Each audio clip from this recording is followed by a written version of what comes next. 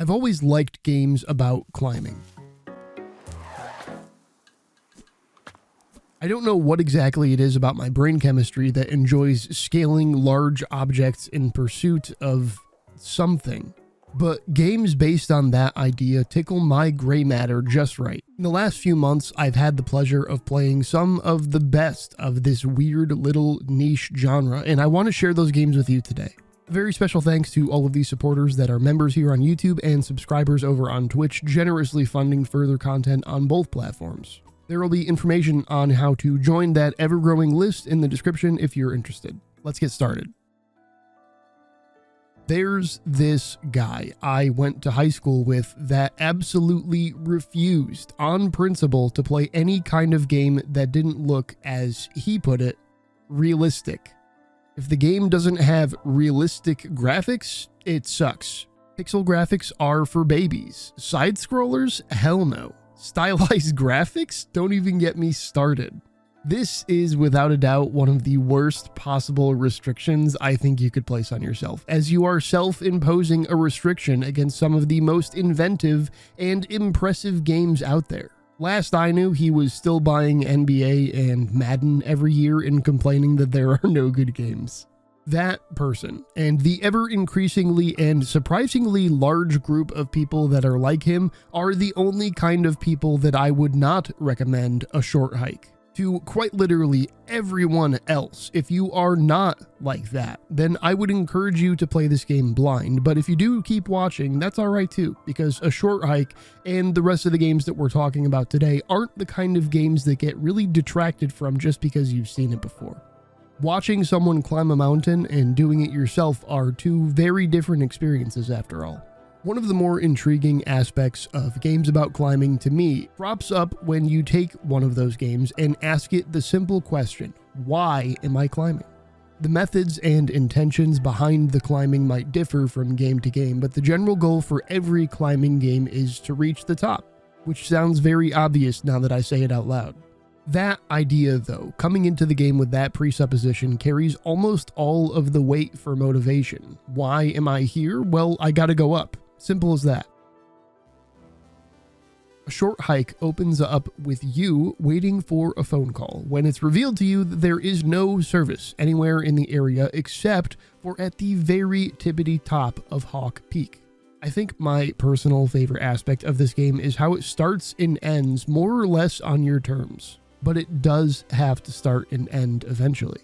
After you're told there's cell service on the top of the mountain, that's kinda it. You can go wherever, do whatever. There is no direct guidance beyond that general idea that this game is about climbing.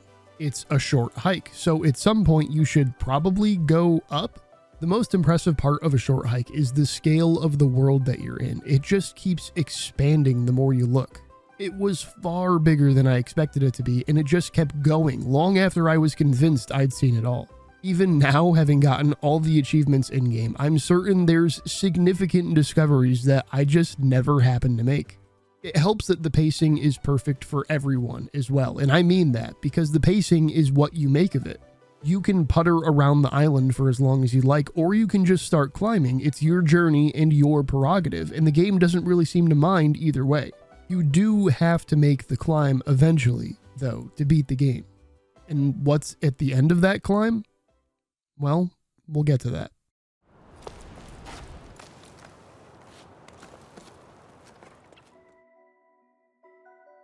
Jusant is very easily one of the most slept on hits of 2024 so far, and I have a sinking feeling that it's going to stay that way through the end of the year. It's very rare that a game with anything even a little bit reminiscent of QWOP manages to bring most players cover to cover without being frustrating, but here, Jusant is doing just that.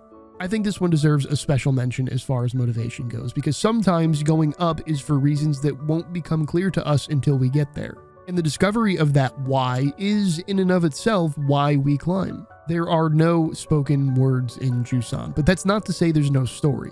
The visual storytelling done in this game is just unbelievable. I am notorious for hating when a game makes me read text entries to get the story. But even completely ignoring all of the collectible letters around, you can piece together through context clues and the different decaying elements out in the world a few things. The first clue is pretty easy to pick up right at the start. The desert you walk in from used to be an ocean floor, and that ocean has long since dried up. The homes you move by and the places you move through are all barren, once heavily inhabited, and now there isn't a soul in sight. Just the remnants that were too much or too difficult to be taken with the former inhabitants as they left. The discovery in this game of that long-lost civilization and of our own characters' motivations to climb is why we ourselves climb in Jusant. I think the game does a good job pacing out the reasoning behind everything with all of this fantastic and intricate primitive machinery, art and paintings and pieces that can be put together to get a better picture of what exactly is going on. I'm thankful that the game does such a good job with this, because without that curiosity constantly being prodded at, the climb can very easily become less of a challenge you can overcome and more of an exhausting and overwhelming task. I mean, by the time you beat the game, a lot of people have actually said that their hands hurt from holding the triggers down to stay clung to the walls. You see, the thing I've skirted my way around talking about thus far is that despite how nice it can be to wax poetically about the metaphoric and literal importance of an idea such as a climb, by the nature of the thing, climbing can be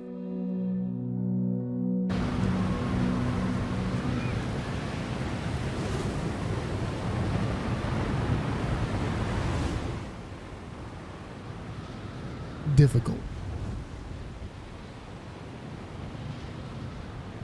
TowerClimb is Spelunky upside down, and no, that's not a joke. If you like one half of that comparison, you'll probably really like the other half, but when it comes to the difficulty, TowerClimb is just a massive punch in the dick. Half of the difficulty in TowerClimb comes from the controls. I've played some games with pretty fucky control schemes before, and usually mapping that to a controller makes things better. But whether you're on a controller or mouse and keyboard, TowerClimb is entirely prepared to laugh at your feeble little bitch fingers that can't keep up with the inputs you need. There's a jump potion that lets you have a second jump in midair and can stack. There's teleport potions that zap you to where you want to go, and corrode potions that don't really corrode so much as explode. In most other games, every one of those potions would be a single button with another button to rotate between them. TowerClimb has a separate input for each potion. Storing an item is an input. Cycling left and right through your inventory are also inputs. It's just a bit convoluted. Everything is kind of finicky. But once you get a handle on it, it suddenly stops feeling like deaths are the game's fault. It's always your fault. Well, almost always.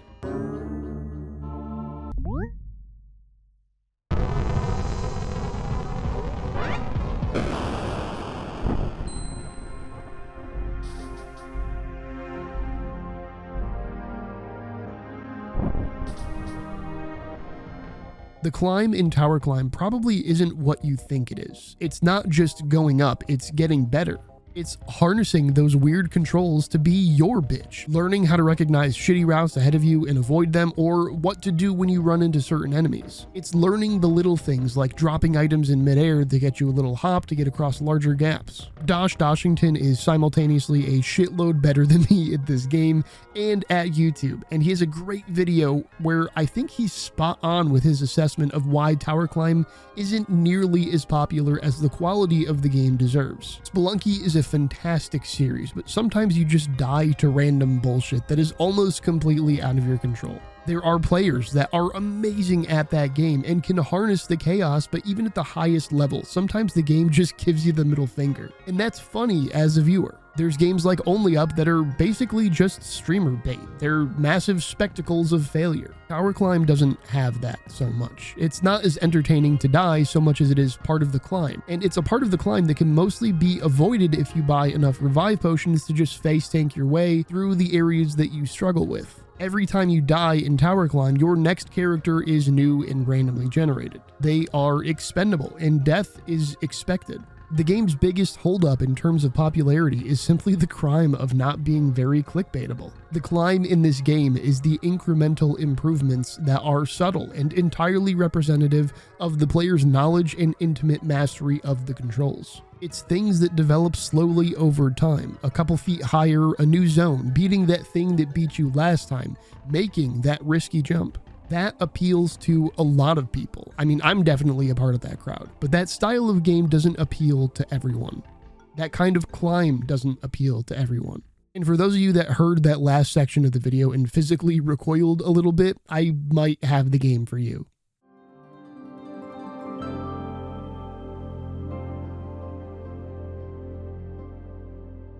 In the middle of last year, I tried this Steam Next Fest demo solely off the art style. It looked like Animal Crossing characters did a line of Coke. A cola. It's almost an entire year later at this point, and the two main devs and their publisher were kind enough to hook me up with a copy a full week before release. Because I'm slow to write and record these, the game will be out by the time you see this, but just know that I'm cool because I got to play it early. I would like my internet points now, thank you very much. Nah, jokes aside, this game fucking rocks. Get it? Rocks like mountain rocks, because it's a climbing game.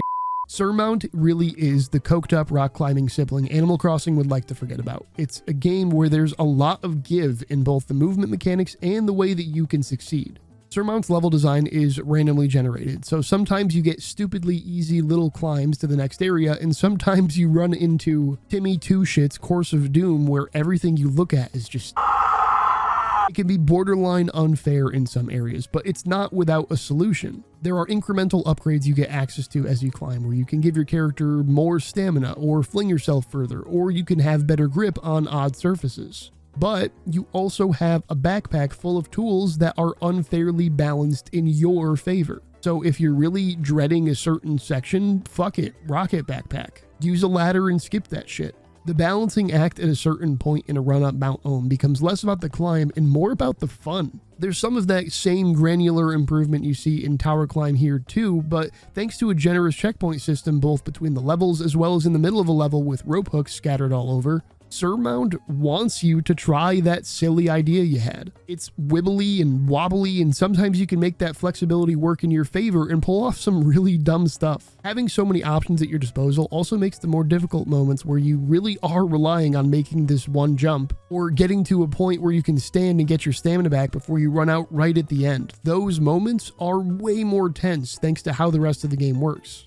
So let's say you made that jump right at the end. You made the jump and you got to the top of the level and into the next area. What is the most important thing you can make sure you do between those intense moments? It's easy if you think about it.